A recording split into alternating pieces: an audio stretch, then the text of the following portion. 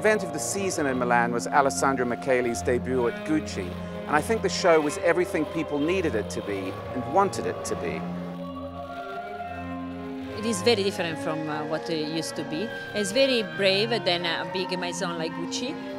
Leave a space to the young generation, because it's very now everything is about new generation. Between J.W. Anderson, Alessandro Michele, Alexander Wang, I feel a little bit old-fashioned. I think it was the most surprising show of the season. It was a real break with what Fridę was doing, certainly with what we think of as the Gucci heritage. The thing that's interesting about him taking this sort of estate sale approach is that it's such a huge brand, and I think that's something more natural for a young brand to do. This is a company with stores all over the world, and how does that eccentric message sort of translate on the retail floor, I think will be his challenge.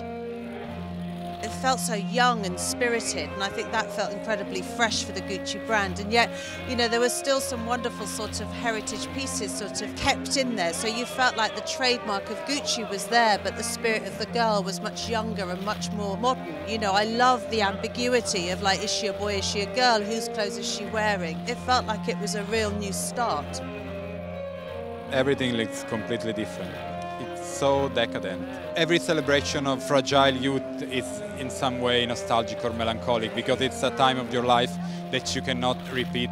They're constantly looking at a past that they're idealizing in a way, romanticizing.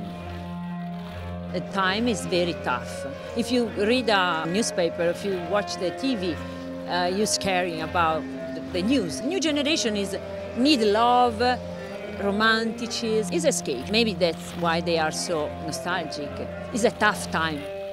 I definitely don't see it sort of without optimism. You know, maybe it's a return to the emotion of fashion, you know, and, you know, maybe it's time that we were made to feel something when we saw clothes and not just take it on face value.